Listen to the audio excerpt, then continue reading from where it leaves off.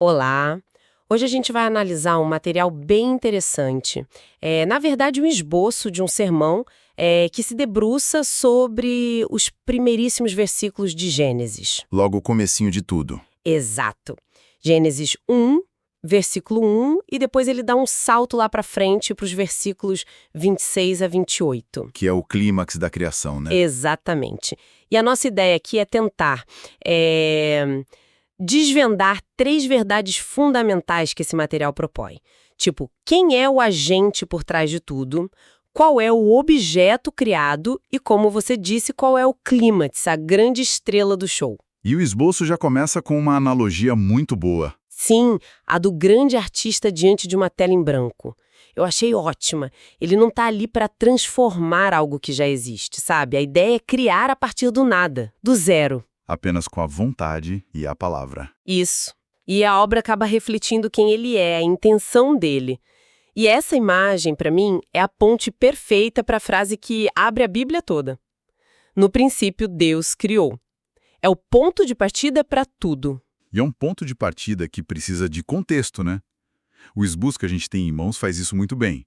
Ele deixa claro que Gênesis, não foi escrito para ser um livro de ciências. Certo, não é um manual de cosmologia. Nem um pouco. É um documento teológico, histórico. A gente tem que pensar nos destinatários originais. Eram os israelitas recém-saídos do Egito. Imersos numa cultura pagã. Totalmente cheia de mitos sobre deuses que lutavam entre si, que criavam um mundo a partir da carcaça de outros deuses. Uma confusão. Gênesis chega e diz, não, esqueçam isso. Existe um único Deus, soberano, e ele criou tudo com intenção. Era uma afirmação revolucionária para a época. Com certeza. Firmava a identidade daquele povo.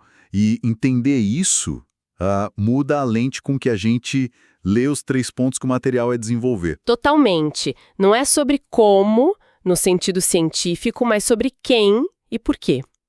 Então vamos lá. O primeiro ponto que o esboço traz tem um título bem forte. O ato soberano. Deus é a causa primeira de tudo. O foco é todo no primeiro versículo. Sim. No princípio, Deus criou os céus e a terra.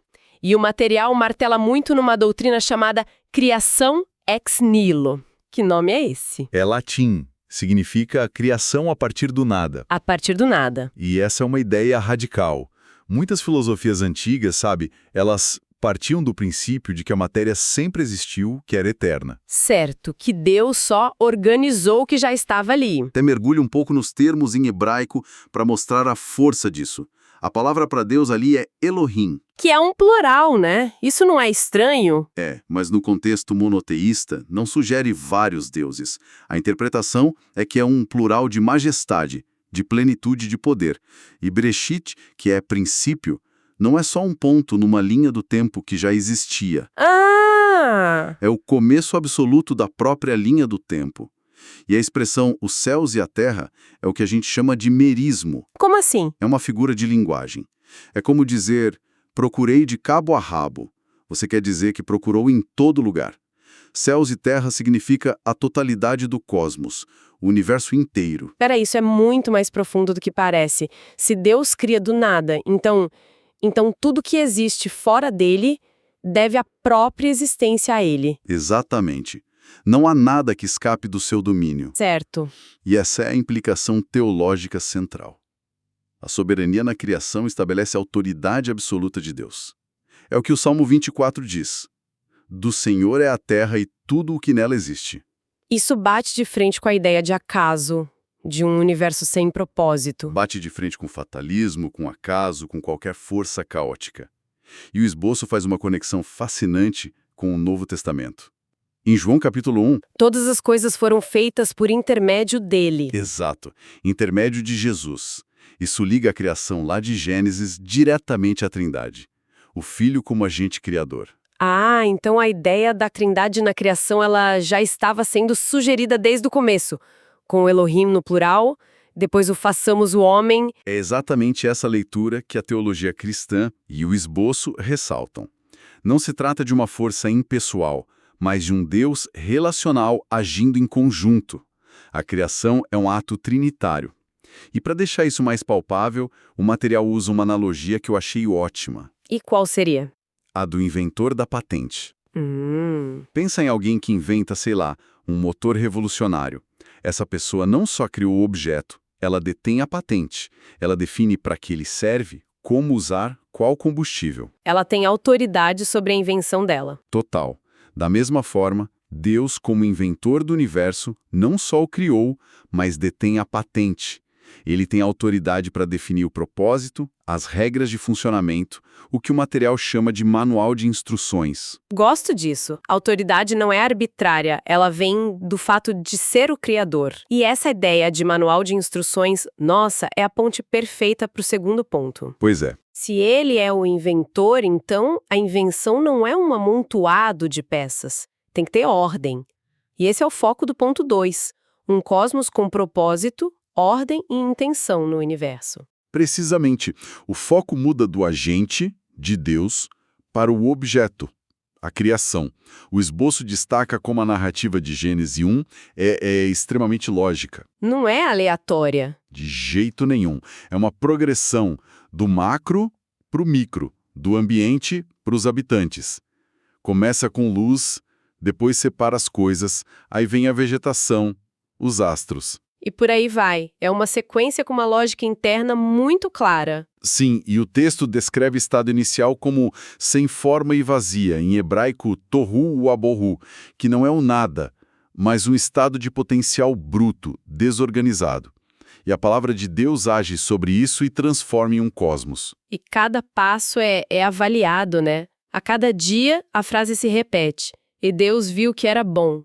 Soa como um artesão avaliando a própria obra, satisfeito com a função, com a beleza de cada parte. O sol não está lá por acaso, é para marcar o tempo. As plantas não são só decoração, são alimento, têm funcionalidade. E essa funcionalidade aponta para um propósito maior. O material até cita o Salmo 19. Os céus declaram a glória de Deus. Ou seja, a ordem e a beleza, elas não são um fim em si mesmas. Elas são um palco. Um palco, exato. Um teatro que aponta para a glória do diretor. E o esboço também lembra de Isaías 45, que diz que Deus não criou a terra para ser um caos, mas para ser habitada. A ordem existe para sustentar a vida. Mas aqui entra uma questão que muita gente poderia levantar. Alguém poderia dizer, essa ordem aí é só a nossa mente tentando achar padrão no caos. É uma projeção. É uma ótima pergunta. O esboço não entra numa discussão filosófica super complexa, mas ele responde com exemplos. Ele aponta para o que a gente hoje chama de ajuste fino do universo, sabe? Certo, as constantes físicas que parecem calibradas para a vida existir. Exato. E exemplos mais próximos, como a complexidade absurda de uma molécula de DNA, o equilíbrio de um ecossistema. A aposta do texto é que a complexidade é tão vasta que a explicação de um projetista é mais plausível que o acaso. E para ilustrar isso, tem a segunda grande analogia. A do relógio. A clássica. A do relógio suíço. Exato. Se você acha um relógio na praia, você não pensa que as ondas montaram ele por acaso. A prova do design não está só nas peças, mas na forma como elas funcionam juntas para cumprir um propósito. Marcar o tempo. Isso. O esboço argumenta que o universo é assim. Não é só uma coleção de peças, mas um sistema funcional interconectado. É a funcionalidade que grita propósito. Ok. Então a gente tem um criador soberano, um universo com ordem e propósito, um palco gigantesco e bem projetado. Mas um palco existe para os atores, certo? Com certeza. Onde a gente entra nisso tudo? Esse deve ser o clímax da narrativa. É exatamente esse o termo. O terceiro ponto do esboço é a imagem de Deus. Vocação, relacionamento e domínio. A criação da humanidade é o ápice, e o material divide essa ideia em 3 partes para a gente entender melhor. Certo. A primeira é o conceito da imagem de Deus. A linguagem do texto muda, não é mais haja, e sim, façamos o ser humano à nossa imagem. Esse façamos já sugere um planejamento especial. Mas o que significa ser imagem e semelhança? É aparência física? Definitivamente não, segundo o esboço. As palavras em hebraico tselem e demut apontam para algo mais profundo. Não é sobre aparência, é sobre função. representação. Representação. Sim.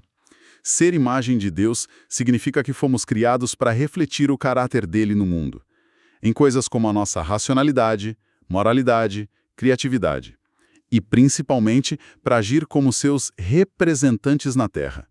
É daqui que vem a dignidade de todo ser humano. Uau! Não da utilidade ou capacidade da pessoa, mas do fato de ela ser portadora da imagem divina. Exato. E isso nos leva à segunda parte, o relacionamento. O texto diz, homem e mulher os criou. A humanidade não foi criada como um ser solitário. Fomos feitos para a comunidade desde o início. Desde o início, em pluralidade e complementariedade. A gente é ser relacional, o que por sua vez reflete a própria natureza de Deus, que é relacional na Trindade. E a terceira parte é a missão. A primeira coisa que Deus diz a eles é, basicamente, mãos à obra. Exato. É o que o esboço chama de mandato cultural. Gênesis 1:28. Sede fecundos, multiplicai-vos, enchei a terra e sujeitai-a, dominai.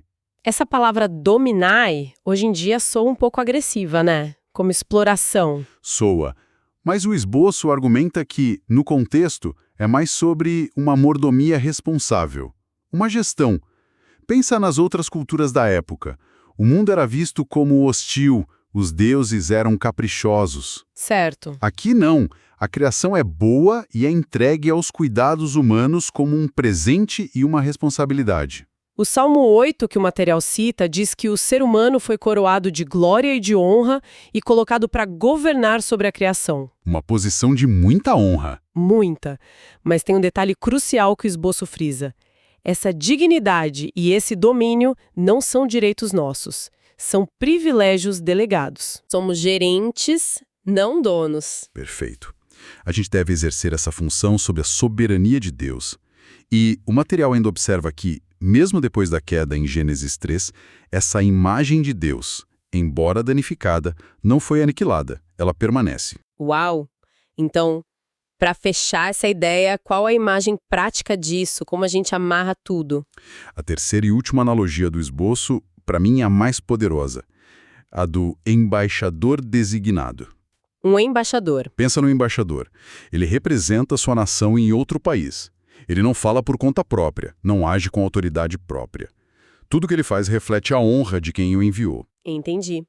Fomos criados para sermos embaixadores de Deus na criação. Exato. Nosso trabalho, nossa família, nossa arte, tudo deveria ser um reflexo da glória e da bondade do rei que a gente representa. Isso transforma um conceito que parece abstrato numa responsabilidade muito concreta. Ok, vamos tentar resumir o que a gente extraiu. Primeiro, o agente, um Deus soberano que cria do nada e estabelece a autoridade. Certo. Segundo, o objeto, um cosmos com propósito, ordenado que revela a intenção dele. Aham. E terceiro, o clímax, o ser humano criado como imagem de Deus, o que fundamenta nossa dignidade e nos dá uma missão. É isso. E o esboço não para aí, ele conclui com uma aplicação muito prática.